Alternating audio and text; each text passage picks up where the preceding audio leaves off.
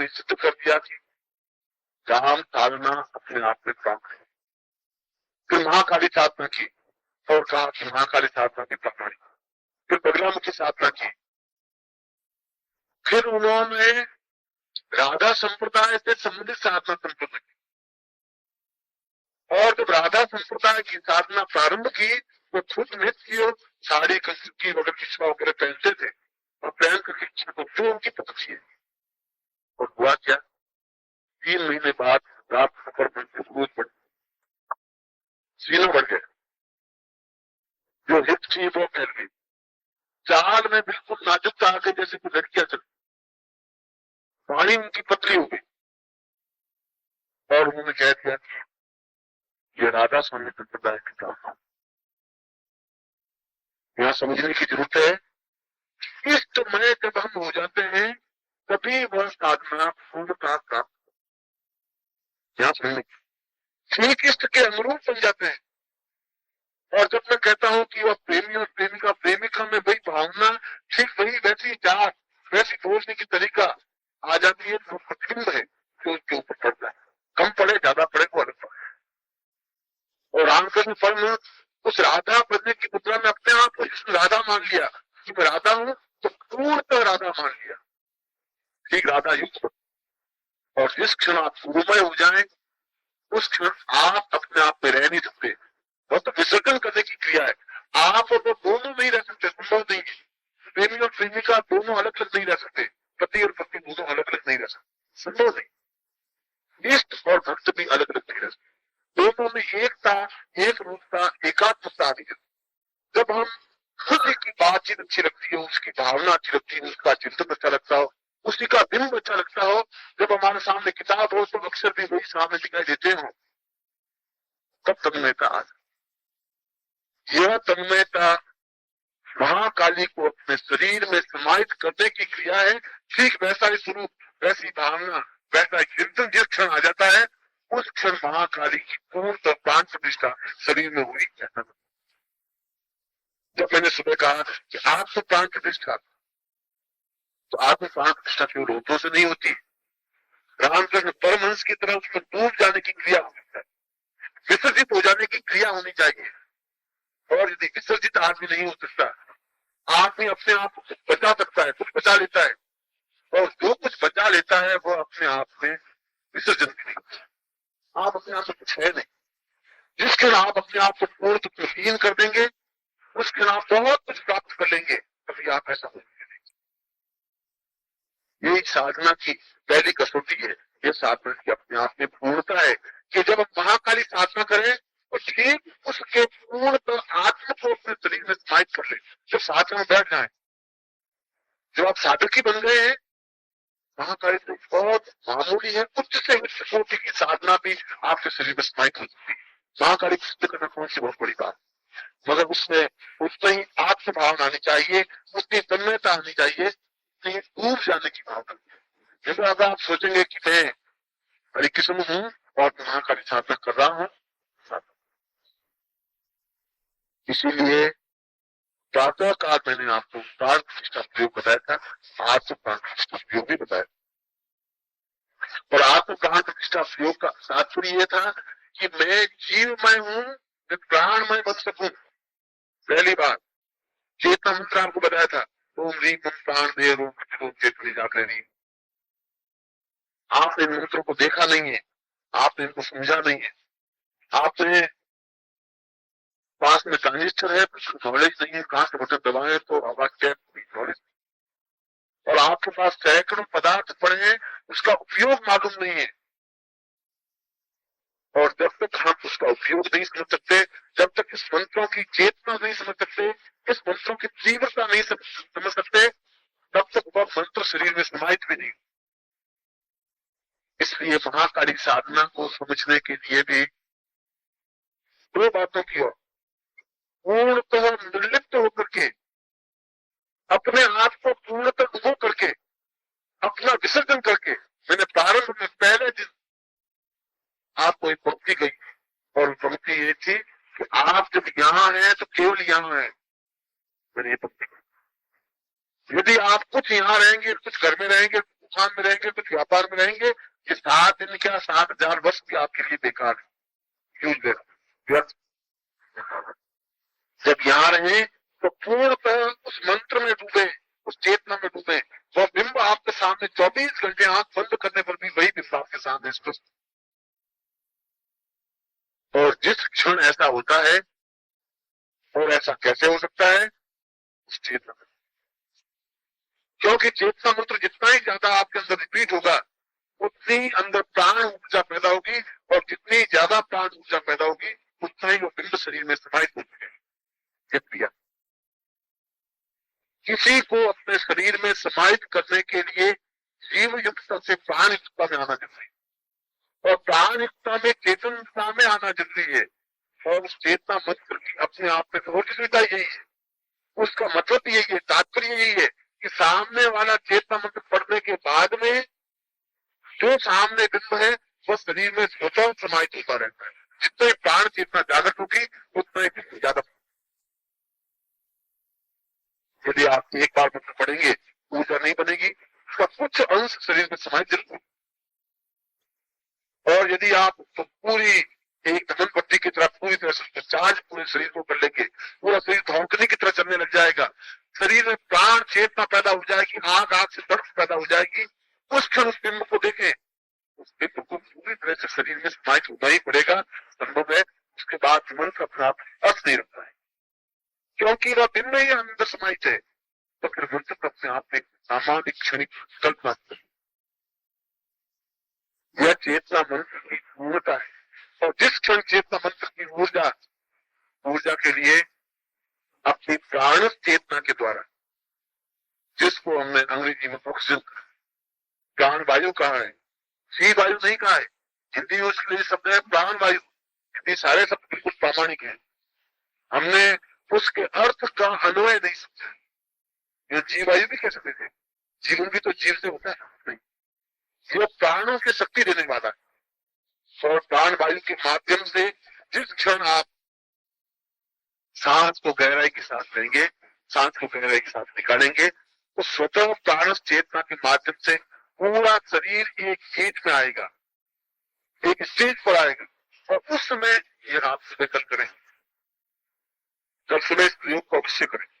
आप देखें कि आपको क्या बिंब नजर आते हैं। आप खुद यहाँ देख, बहुत तेजी से, जिसको हमने भस्त्रिका कहते हैं, यदि योग में कहा गया है भस्त्रिका, बहुत तेजी से सांस लेना, बहुत तेजी से सांस छोड़ना। इतना तेजी से सांस छोड़ना कि आप खुद उछल के गिर जाए, और इतना गहराई के साथ सांस लेना कि पूरे ब्रह्मांड का सांस आपके अंदर आ जाए, कितनी गहराई के साथ, ताकत के साथ। और जो ही सारा शरीर उद्दीप्त हो जाए, आपका शरीर मालूम पड़ जाएगा कितना हल्का शरीर हो गया है, कि आप हैं या नहीं पता ही नहीं पड़ेगा। उसमें चेतना मंत्र को आप जानिए, इस बिंब को सामने रखकर आप स्वयं देखेंगे कि पूरी शक्ति आपके अंदर समाहित होने वाली, पूरी शक्ति आपके अंदर समाहित होगी। ये सीधा साधा प्रयोग है। इस प्रयोग के माध्यम से किसी भी इष्ट को अपने शरीर में समाहित कर सकते,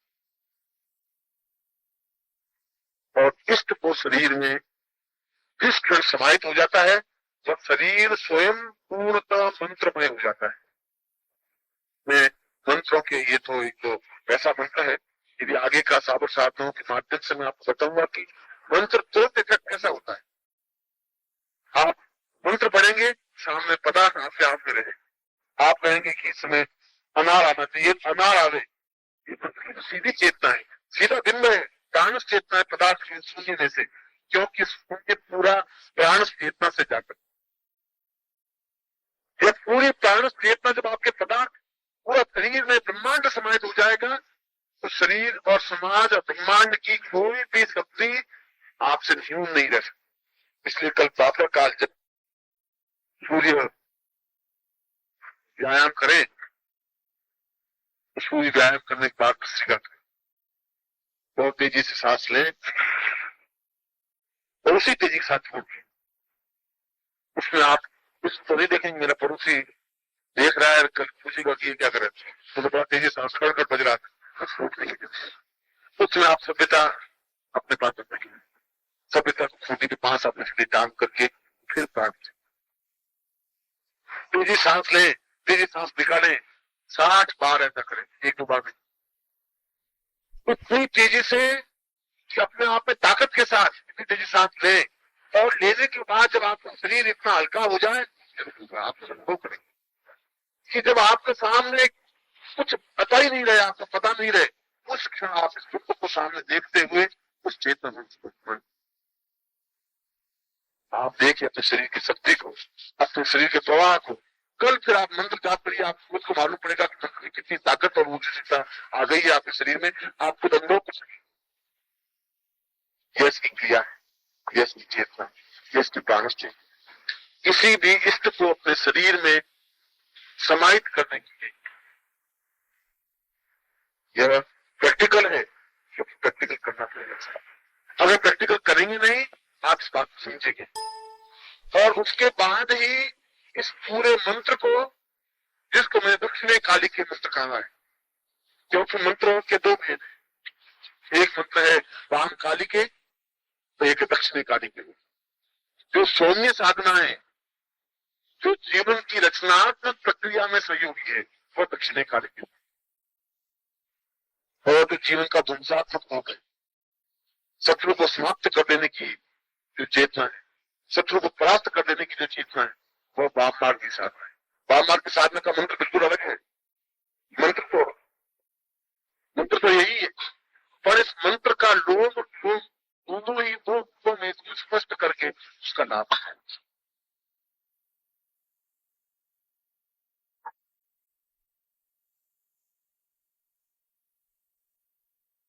मगर उसमें उस मंत्र को समझने में, उसमें जब तक मैंने प्रारंभ में कहा अनुरुक्ति नहीं हो, उसके प्रति दीवानापन नहीं होगा। उर्दू का शब्द है कि जब अपने आप में एक ही को एक मियाँ जी थे, आप दीवानापन के काम हुआ।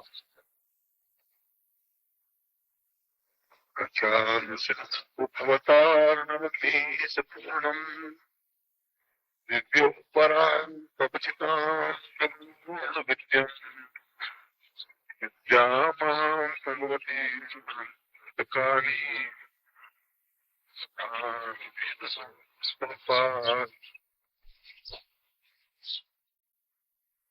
भगवती महाकाली के इस पावन पवित्र प्रांगण में हम सभी सही अर्थों में ब्रह्मर्षि बनकर के बैठे, और जीवन में इसी ब्रह्मर्षि के रूप में ब्रह्म को प्राप्त करें, ऐसी ही मां काली से प्राप्त। वास्तव में ही पिछले 2-3 दिन साधनात्मक रूप से बीते हैं, और इन 2-3 दिनों में आप लोगों को देख करके ऐसा लगता है कि जैसे वास्तव में ही साधु सन्यासी हो और साधना करने के लिए बैठे। यदि आनंद ही समझने की भावना है, तो इसमें भी आनंद लिया जा सकता है, और यदि आलोचनात्मक प्रवृत्ति है, तो उस व्यक्ति को कहीं संतोष मिल ही नहीं सकता। क्योंकि कल जैसा मैंने बताया कि चित्त पर जो प्रभाव पड़ता है, वही प्रभाव मनुष्य की आकृति, वेशभूषा, चाल चलन और जीवन के सारे कार्यों पर उसका प्रभाव पड़ जाता है। ये अलग बात है कि हम चित्त पर कैसा प्रभाव स्वीकार करें। व्यक्ति 2 प्रकार के होते हैं, तीसरे प्रकार का व्यक्ति होता ही नहीं। एक व्यक्ति निषेधात्मक होता है, नेगेटिव साइड सोचने वाला होता है, हमेशा हर कार्य में गलती ही सोचता है, बुराई ही सोचता है। एक आदमी पॉजिटिव होता है, सकारात्मक व्यक्तित्व सोचता है। यदि यहाँ पर मैं आधे गिलास पानी की भर करके रख दूं, तो जो सकारात्मक सोचने वाला है वो कहेगा कि आधी गिलास पानी से भरी हुई है, और जो निषेधात्मक सोचने वाला है वो कहेगा आधी गिलास में खाली पड़ी। और दोनों ही अपनी जगह सही है। यह जीवन का दृष्टिकोण अलग अलग है। यदि इस जीवन में, इस भागदौड़ में, इस मानसिक संताप में, इस दुख दैन्य में और करके परेशान मंत्रों में यदि हम बिल्कुल देवताओं की तरह, ऋषियों की तरह यदि हम बैठते हैं, सारी चिंताओं से रहित होकर के एक उच्च कोटि की महाविद्या के चरणों में बैठ करके उसकी साधना करते हैं, विशेष मंत्रों को स्मरण करते हैं, गुरु के चरणों में बैठते हैं, गुरु बोल रहे हैं, हम सुन रहे हैं, अपनी बात पूछ रहे हैं, वो जवाब दे रहे हैं, यदि देखा जाए तो यह अपने आप में पुण्योदय करता है। नमस्कार। अगर आप सद्गुरुदेव डॉक्टर नारायण दत्त श्रीमाली जी के शिष्य हैं या फिर उनकी दी हुई शिक्षाओं से और ज्ञान प्राप्त करना चाहते हैं तो हमारी चैनल को जरूर सब्सक्राइब कीजिए और नए वीडियोस की जानकारी के लिए बेल आइकन दबाएं।